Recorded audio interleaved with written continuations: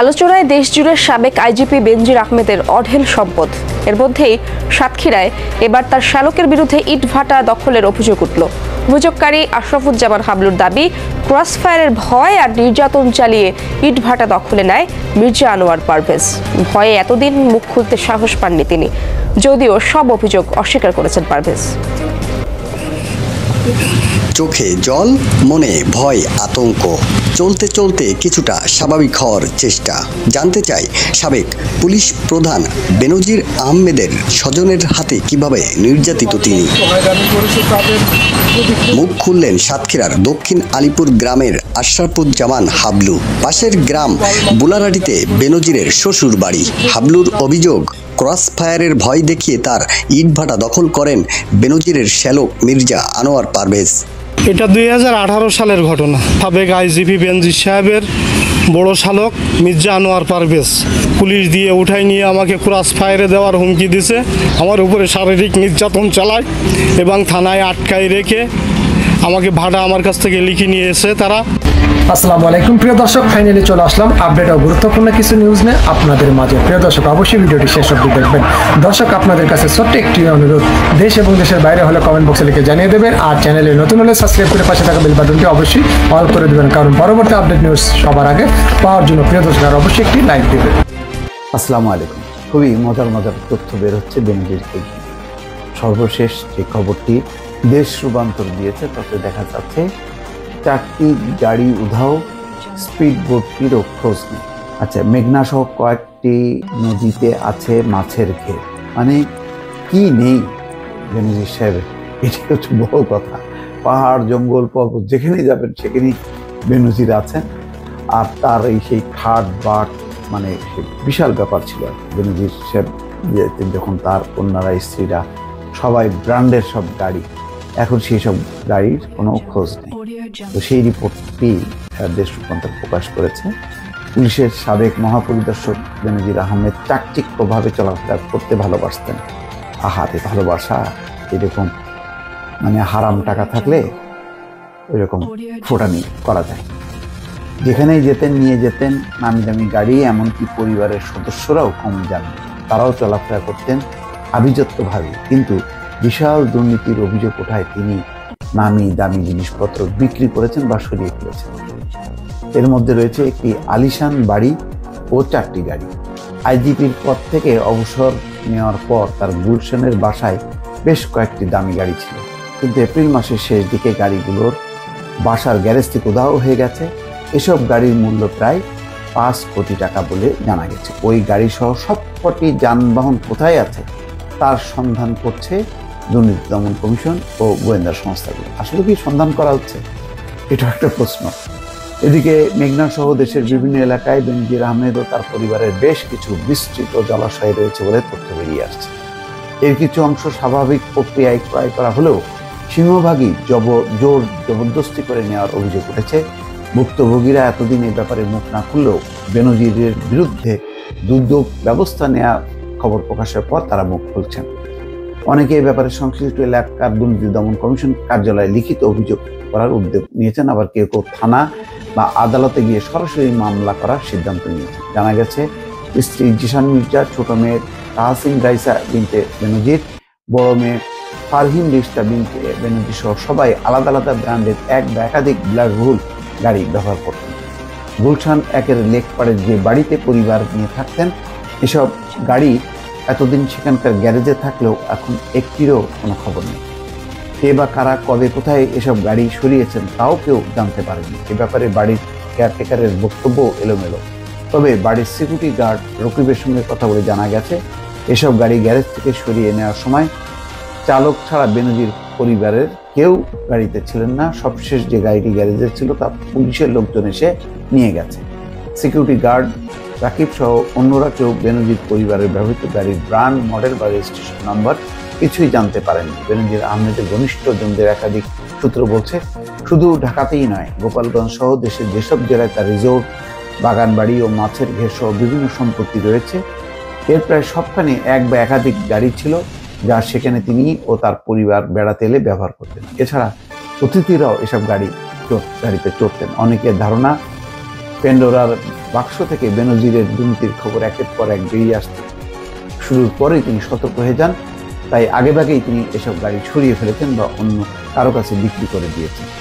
তবে বিআরটি এর একাধিক সূত্র বলছে, স্বল্প সময়ের মধ্যে বেনজির আহমেদ কিংবা তার স্ত্রী কন্যাদের নামে রেজিস্ট্রিকৃত কোনো গাড়ির মালিকানা বদল করা হয়নি। তাদের ধারণা, তার পরিবার কোনো গাড়ি বিক্রি করলেও হয়তো ক্রেতারা তাৎক্ষণিক নাম পরিবর্তনের আবেদন করেনি, যেহেতু গাড়ি বিক্রির কাগজপত্রে বিক্রেতার স্বাক্ষর নিয়ে রাখলেও পরেও মালিকানা পরিবর্তন করা যায়, সেহেতু ক্রেতারা হয়তো বিলম্ব করছে।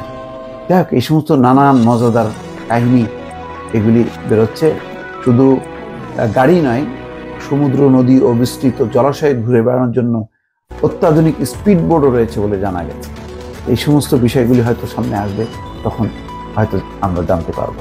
দর্শক ভালো থাকবেন, আল্লাহ হাফেজ। আসসালামু আলাইকুম প্রিয় দর্শক, আপনাদের সকলকে আমন্ত্রণ জানাচ্ছি বৈঠকি কথা অনুষ্ঠান।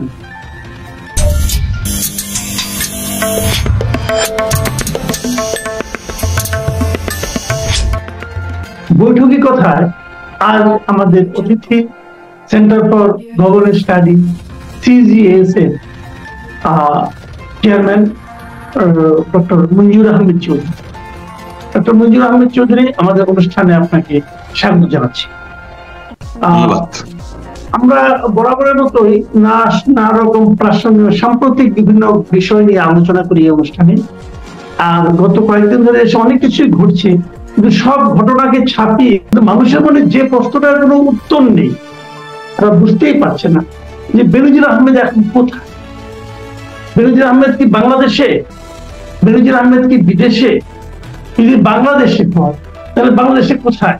উনি কি নিজ দায়িত্বে লুকিয়ে আছেন, নাকি ওনাকে কেউ লুকিয়ে রেখেছে? আর যদি বিদেশে হয় তাহলে ওনার পক্ষে কোথায় যাওয়া সম্ভব? উনি কি সিঙ্গাপুরে যে গিয়েছেন বলে বিভিন্ন পত্রপত্রিকা উঠেছিল যে মে মাসের 4 তারিখ উনি সিঙ্গাপুর গিয়েছেন? উনি কি সিঙ্গাপুরে আছেন, নাকি সিঙ্গাপুর থেকে অন্য কোনো দেশে গেছেন, নাকি শুরুতেই সিঙ্গাপুর নয় অন্য কোনো দেশে গেছেন? এই যে ধোঁয়াশাগুলো, আপনি তো এখন এই মুহূর্তে দেশের বাইরে আছেন, তো আপনি ওখানে থেকে যা বুঝতে পারছেন যে আসলে বেনজির আহমেদের এখন কোথায় থাকার সম্ভাবনা বেশি বলে আপনি মনে করছেন? এটা একটা আসলে জটিল একটা প্রশ্ন। এই প্রশ্নের কোনো সরাসরি উত্তর দেওয়া যাবে না, তবে ব্যাকগ্রাউন্ড যদি আমরা একটু অ্যানালাইসিস করি তাহলে আমরা একটু ধারণা করতে পারবো কোথায় উনি, কোন দেশে উনি থাকতে পারেন। বেনজির আহমেদের মতো একজন হাই প্রোফাইল লোক যে এইভাবে নিরুদ্দেশ হয়ে গেলেন, দেশান্তরী হয়ে গেলেন, কেউ কেউ বলছেন যে পলাতক হয়ে গেছেন, এটা কিন্তু একটা আমাদের বর্তমান রাজনৈতিক পরিস্থিতির একটা ইন্ডিকেশন। এখানে একটা অস্থিরতা আছে। উনি কেন নিখোঁজ? বেসিক্যালি উনি তো বলতে গেলে টেকনিক্যালি উনি একজন নিখোঁজ ব্যক্তিতে পরিণত হয়েছেন। সরকার বলছে আমরা জানি না উনি কোথায় আছেন। তার আগে আমরা দেখি কেন ওনার এই সমস্যাটা হলো, উনি কোথায় থাকবেন, বাংলাদেশে থাকবেন না বিদেশে। তার আগে বুঝতে হবে যে উনি কিন্তু একটা হাইলি কন্ট্রোভার্সিয়াল ব্যক্তি।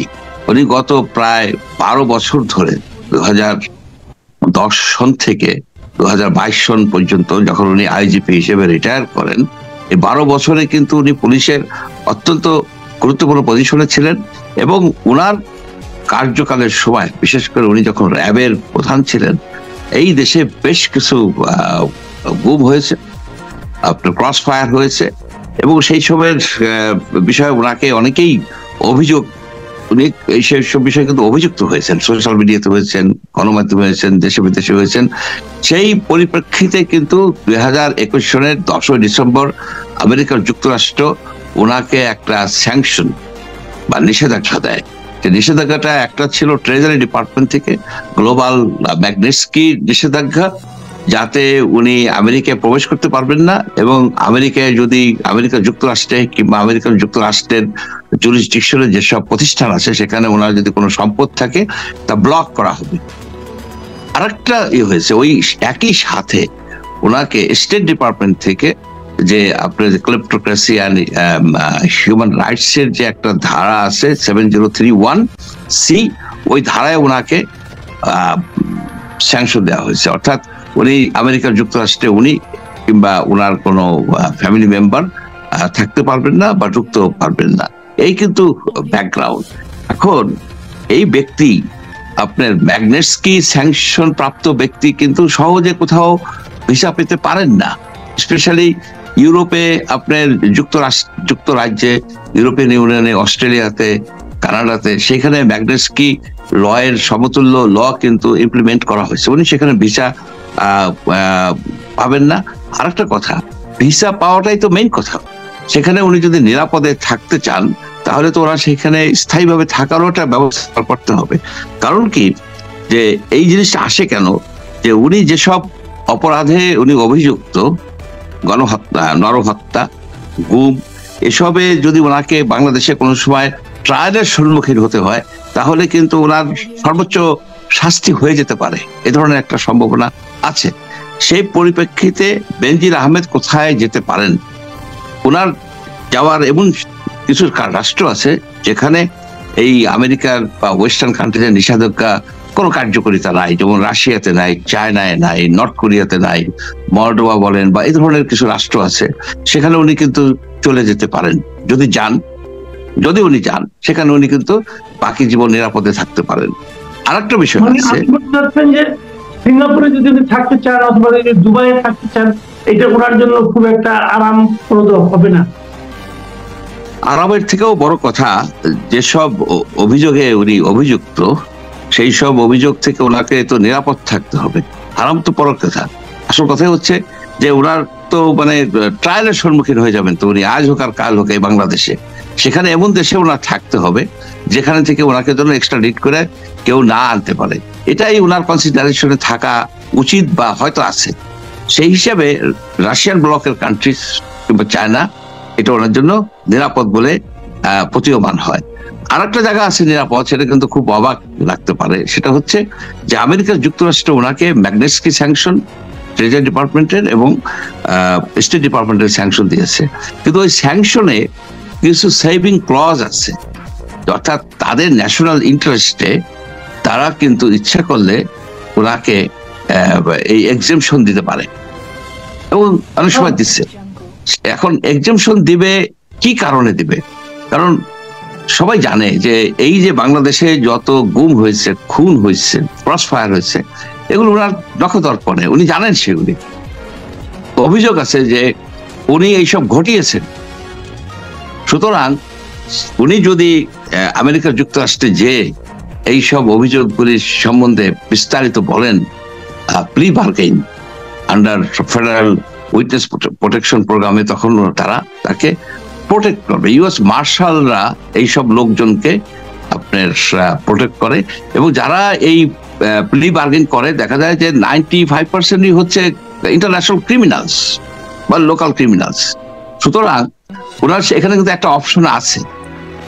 আমরা বলছি না যে উনি এই মুহূর্তে প্লি বার্গেন করে যুক্তরাষ্ট্রে আশ্রয় নিয়ে আছেন সপরিবারে, এটা কিন্তু আমি বলছি না, কিন্তু ইট ইজ এ পসিবিলিটি। যেটা পসিবিলিটি নাই, যে ইউরোপিয়ান কান্ট্রি, এই যে পর্তুগালের কথা বলা হচ্ছে, তুরস্কের কথা বলা হচ্ছে, দুবাইয়ের কথা বলা হচ্ছে, এইসব দেশে উনি নিরাপদ থাকবেন না। আর একটা পসিবিলিটি আছে যে উনি কোথাও যাননি, উনি এই বাংলাদেশেই আছেন। সেক্ষেত্রে একটা প্রশ্ন উঠে, যেটা আপনি প্রথমেই বলেছেন, যে উনি কি স্বেচ্ছায় লুকিয়ে আছেন, যে উনি কোনো কথা বলবেন না, কেউ যেন উনাকে না পায়, নাকি উনাকে উনি সেই এনফোর্স ডিসঅ্যাপিয়ারেন্স অর্থাৎ গুমের শিকার হয়েছেন সপরিবারে। কারণ উনি শত শত লোককে গুম করে দিয়েছেন বলে অভিযোগ আছে। এখন উনি নিজেই কি গুমের শিকার হয়ে রইলেন কিনা এই বাংলাদেশের সপরিবারে কিনা সম্ভব? বাংলাদেশ হচ্ছে সব সম্ভবের দেশ। বাংলাদেশ হচ্ছে এমন একটা দেশ যেখানে 3 বারের একটা এমপি, এই ঝিনেদা 4-এর এমপি, উনি পাশের দেশে যেয়ে বলা হচ্ছে যে ওনাকে হত্যা করা হয়েছে, তার মাংস কিমা করা হয়েছে, তারপরে সেই তার মাংস টয়লেট দিয়ে ফ্লাশ করে দেওয়া হয়েছে বলা হচ্ছে। হয়তো হয়েছে, আমরা জানি না, কিন্তু এটা কিভাবে সম্ভব? বাংলাদেশের সব সম্ভবের তাছাড়া এই যে বেনজির আহমেদের যে সব সম্পত্তি বের হচ্ছে, আলাদিনের চিরাগ কেন? সারা বাংলাদেশেই ওনার ছাপ রয়েছে, দুর্নীতির ছাপ, অপরাধের ছাপ। জোর করে আপনার সংখ্যালঘুদের জমি উনি দখল করেছেন। এগুলি নিয়ে সরকার খুবই সোচ্চার, দুদক সোচ্চার। কিন্তু আমি বলি যে ওনার বিরুদ্ধে যে অভিযোগগুলি আছে, এই ক্রস ফায়ার অভিযোগ, আপনি ধরেন সেই কক্সবাজারের একরাম কাউন্সিলরের যে হত্যাকাণ্ডটা হলো, আপনি দেখেন যে এই যে অভিজিৎ রায়ের যে হত্যাকাণ্ডটা হলো, এই যে বলেন আপনার হলি আর্টিজানে যে নারকীয় ঘটনাগুলি ঘটলো, এগুলির কি সঠিক শাপলা চত্বরের সঠিক তদন্ত হয়েছে? হয়নি। এবং এই সময় তো উনি ছিলেন প্রধান পুলিশ কর্মকর্তা। যদি বিচার করতেই হয় লিমনের যে পাও গুলি ঘটনার সময় উনি তো আপনার ডিএমপির কমিশনার ছিলেন। ডিএমপি, সেখানে তো পুলিশ জড়িত ছিল এইসব, কিন্তু সেখানে একটা সুষ্ঠু, আমি বলি না যে উনি সেখানে এই শাপলা চত্বরের লাশ গুম করার যে অভিযোগ, তাতে উনি জড়িত আছেন কি নাই, কিন্তু আমাদের দেশে তো সুষ্ঠু তদন্ত হয় না। তাছাড়া যার বিরুদ্ধে মূল অভিযোগ ছিল নট ক্লেপ্টোক্রেসি, যে চুরি মেইন অভিযোগটা, মেইন অভিযোগ হচ্ছে যে উনি গুম করেছেন, উনি ক্রস ফায়ার করেছেন, এগুলির বিচার কোথায়? এগুলো তদন্ত কোথায়? সেটাই আমার মূল প্রশ্ন। তাহলে আপনি বলতে যাচ্ছেন যে দুদক তার বিরুদ্ধে কি অ্যাকশন নেবে না নেবে, এগুলি তো অর্থ পাচার অথবা অবৈধ অর্থ অর্জন, সম্পদ অর্জন, এই সমস্ত বিষয়। আপনি বলতে যাচ্ছেন যে বেনজির আহমেদের মূল অপরাধ তো এইগুলি না, মূল অপরাধ হলো গুম, খুন এবং ক্ষমতার অপব্যবহারের মাধ্যমে মানবাধিকার হরণ। আপনি এটাই কি বলতে যাচ্ছেন? এটাই তো আসল অপরাধী, তো তার বিরুদ্ধে এটার অভিযোগ যে সে হাই ক্রাইম করছে, gross violation of human rights. একটা মানুষকে হঠাৎ করে জেলের মধ্যে ঢুকিয়ে ফেলা, এটা তো এই আপনি যে কথাটা বলছেন, এই অভিযোগটা তো তার বিরুদ্ধে সরকারের পক্ষ থেকে তোলা হচ্ছে না, এটা তো কেবল আমেরিকার একটা বক্তব্য। আমেরিকার পক্ষ থেকে তার বিরুদ্ধে দুর্নীতির কথাও বলা হয়েছে, এটাও বলা হয়েছে, kleptocracy, corruption and gross violation of human rights. এখন বলেন, আমরা বাংলাদেশের জনগণ, আমরা ওনার যে র্যাবে যখন উনি ছিলেন, কত লোক ক্রস ফায়ার হয়ে গেছে, কত লোক, প্রায় শোনা যেত যে ক্রস ফায়ার হয়েছে। সেগুলি কি এই যে আপনার নারায়ণগঞ্জের যে 7 মার্ডার হলো নারায়ণগঞ্জের র্যাবে, সেগুলি কি হয়েছে? সেগুলো আরেকটা বিষয় জানার চাচ্ছি, সেটা হলো কি যে অনেকে এমনও বলছেন যে এরকম মানে উনি যে পরিমাণ দুর্নীতি করেছেন, আমি দুর্নীতি প্রসঙ্গটা আনছি কারণ যেহেতু এটা আমাদের আইনগত একটা প্রক্রিয়ার মধ্যে এখন ঢুকে গেছি, যেটা নিয়ে আলোচনা করি, যে পুলিশে উনি যখন সর্বোচ্চ পদে ছিলেন তখন উনি এরকম দুর্নীতি করেছেন, যখন র্যাবের সর্বোচ্চ পর্যায়ে ছিলেন তখন দুর্নীতি করেছেন, যখন ডিএমপি কমিশনার ছিলেন তখনও হয়তো করেছেন। কারণ প্রশ্ন হচ্ছে, দুর্নীতি কি উনি একাই করলেন, নাকি এটা ভালোভাবে খুঁজলে পরে আরো লোককে খুঁজে পাওয়া যাবে? আরেকটা পয়েন্ট, সেটা হলো যে আমরা দেখেছি যখন কেউ পুরো রাষ্ট্রের কোনো একটা দায়িত্বপূর্ণ পদে থাকেন এবং পদ থেকে যখন উনি চলে যান, তারপরে ওনাকে দিয়ে খোঁজাখুঁজিটা শুরু হয়। কিন্তু এটা যদি পদে থাকতে শুরু হতো, সে ধরনের কোনো উদাহরণ থাকতো, তাহলে কি আরো ভালো হতো না? অফকোর্স, আপনার এখানে যে রাষ্ট্রের যারা মাননীয় প্রধানমন্ত্রী বলেন, আমাদের যে স্বরাষ্ট্রমন্ত্রী বলেন, এরা যারা আছেন তারা তো দায় এড়াতে পারেন না। আপনার বেনজির আহমেদ প্রধান জল্লাদ সমূহের মধ্যে প্রধান জল্লাদ, এই প্রধান জল্লাদ পালিয়ে গেছে, দেশান্তরিত হয়েছে। এটা আমি বলবো যে একটা ন্যাচারাল, একটা জনগণের এক ধরনের বিজয় আপনার অর্জিত হয়েছে। কারণ কোন পরিপ্রেক্ষিতে উনি পালিয়ে গেলেন? উনি তো পলাতক, কারণ উনি এই পর্যন্ত প্রায় আপনার 1 মাস ধরে কোনো গণমাধ্যমে আসেননি, এবং উনি তো লুকিয়ে থাকার মতো লোক না। উনি তো লুকিয়ে থাকার, হয় উনি বন্দী আছেন, তা না হলে উনি অন্য কোনো দেশে পালিয়ে গেছেন। এর বাইরে আর কোনো অপশন নাই। এবং সরকার পালিয়ে গেলে সরকারের ইচ্ছা ছাড়া, তার নজরের বাইরে বাংলাদেশ থেকে এই ধরনের একটা হাই প্রোফাইল লোক কোনোভাবে পালিয়ে যেতে পারেন না। তবে যে কথাটা আপনি বললেন যে সরকার কি দেখে নাই, অন্যরা কি দেখে নাই, আমি একটা প্রশ্ন করি, উনি শুদ্ধাচারী, উনি কিন্তু একটা শুদ্ধাচার পুরস্কার পেয়েছেন। এই শুদ্ধাচার পুরস্কার দেশে কারা, জাজ কারা? সেই সব বুদ্ধিজীবী বা সেই সব পণ্ডিতদের মুখ উন্মোচন করা দরকার যে এই ধরনের একটা নরহত্যাকারী লোক, যার বিরুদ্ধে নরহত্যার শত শত নরহত্যার অভিযোগ বিভিন্ন ভাবে বলে, কেউ বলে ডাইরেক্টলি, কেউ বলে ইনডাইরেক্টলি, সেই ধরনের একটা লোককে শুদ্ধাচার দিল। এবং এই শুদ্ধাচার এটা এখন বন্ধ করে দেওয়া উচিত, এই বেনজিরের জন্য বন্ধ করে দেওয়া উচিত। এই জন্য যারা শুদ্ধাচার পুরস্কার পেয়েছেন হয়তো তারা ওনার মতো তো না, বেশিরভাগ লোককে আমি ধরে নেবো যে দে আর গুড, তাদের জন্য একটা অপমান যে শত শত কোটি, হাজার কোটি টাকার উনি সম্পদ।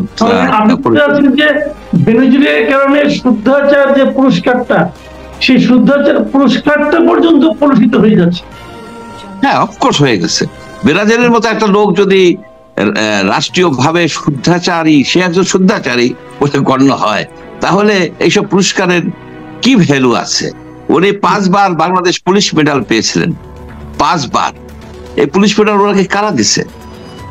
একটা কমিটি আছে তো যে ওনাকে যে 5 বার দিল, যে পুরস্কারটা দিল, একবার চিন্তা করলো না এই লোকটা কোনো আইন কানুনই মানতেছে না, উনি এই দুর্নীতিকে এত গোপনে করতে পারছে, এত গোপনে উনি সেই আপনার বান্দরবনে ওইখানে যে জমি ক্ষেত কিনছে সেখানে তো